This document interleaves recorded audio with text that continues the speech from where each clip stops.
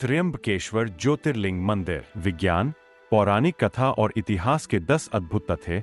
एक आध्यात्मिक यात्रा जो प्राचीन रहस्यों और वैज्ञानिक सत्य को जोड़ती है। फैक्ट नंबर 1, त्रिदेव का अद्वितीय संगम। एक अद्वितीय ज्योतिर्लिंग। यह भारत का एकमात्र ज्योतिर्लिंग है जहां शिव, विष्णु और ब्रह्मा तीनों देवों के रूप एक साथ पूजे जाते हैं। 3 मुखों वाला यह दुर्लभ शिवलिंग त्रिदेव का प्रतीक है। ब्रह्मा पुराण और शिव पुराण में इस पवित्र स्थल का विस्तार से वर्णन मिलता है जो इसकी प्राचीनता और महत्व को प्रमाणित करता है। फैक्ट नंबर 2, ब्रह्मगिरी पर्वत पर ऋषि गौतम ने कठोर तपस्या की। भगवान शिव प्रसन्न हुए और वरदान देने का आश्वासन दिया। शिव ने गंगा को गोदावरी के रूप में ब्रह्मगिरी से प्रवाहित किया। गौतम ऋषि और समस्त प्राणियों के पाप धुल गए। यह पवित्र कथा दर्शाती है कि कैसे भक्ति और तपस्या से दैवीय कृपा प्राप्त होती है और प्रकृति के साथ आध्यात्मिकता का संबंध स्थापित होता है। फैक्ट नंबर 3, 3 मुख वाला ज्योतिर्लिंग वर्षों में धीरे धीरे सिकुड़ रहा है जिसे कुछ विद्वान कलयुग के प्रभाव से जोड़ते हैं। भूवैज्ञानिकों के अनुसार निरंतर जल स्पर्श, प्राकृतिक कटाव और रासायनिक अभिक्रिया से पत्थर का क्षरण हो रहा है। पुरातत्व विभाग द्वारा इस अनमोल धरोहर के संरक्षण के लिए विशेष उपाय किए जा रहे हैं। यह अनोखी घटना विज्ञान और आस्था दोनों को एक साथ लाती है जो त्र्यंबकेश्वर को और भी रहस्यमय बनाती है। फैक्ट नंबर 4,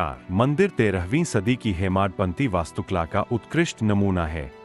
काले बेसाल्ट पत्थर से निर्मित यह संरचना अपनी मजबूती और सौंदर्य के लिए प्रसिद्ध है। इस शैली में बिना किसी चूने या सीमेंट के पत्थरों को एक दूसरे में इस प्रकार फिट किया जाता है कि वे सदियों तक टिके रहते हैं। फैक्ट नंबर 5, मंदिर परिसर में स्थित कुशावर्त कुंड गोदावरी नदी का पवित्र स्रोत माना जाता है। यहाँ स्नान करने से सभी पाप धुल जाते हैं और मोक्ष की प्राप्ति होती है, ऐसा हिंदू माइथोलॉजी के अनुसार माना जाता है। फैक्ट नंबर 6, मुगल काल में त्र्यंबकेश्वर मंदिर पर हमले। 1680 औरंगजेब का हमला। औरंगजेब ने धार्मिक असहिष्णुता के कारण मंदिर को नष्ट करवाया। प्राचीन संरचना और मूर्तियों को तोड़ दिया गया। श्रद्धालुओं पर अत्याचार किए गए। 1755 से 1786 पुनर्निर्माण।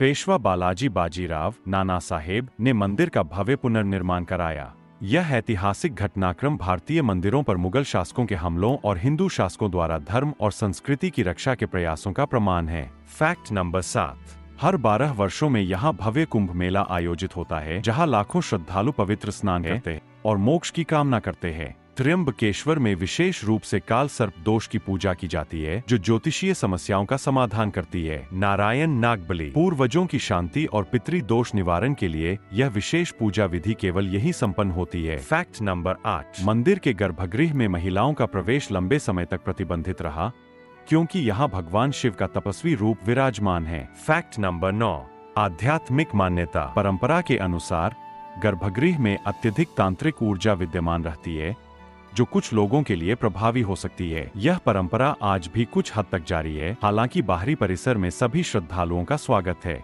यह मंदिर की अनोखी विशेषता है जो प्राचीन परंपराओं और आधुनिक समय के बीच संतुलन स्थापित करती है। फैक्ट नंबर 10, ब्रह्मगिरी पहाड़ियों में प्राचीन गुफाएं हैं जहां ऋषिमुनि वर्षों तक गहन ध्यान और तपस्या करते थे। आध्यात्मिक ऊर्जा।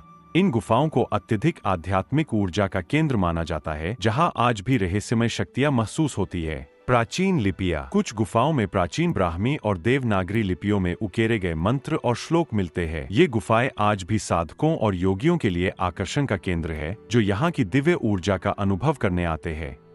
तो दोस्तों, कैसे लगे ये 10 त्र्यंबकेश्वर मंदिर के तथ्य कमेंट में जरूर बताएं। और वीडियो आपको अच्छा लगा तो वीडियो को लाइक करें और हमारे चैनल को सब्सक्राइब करें। हर हर महादेव।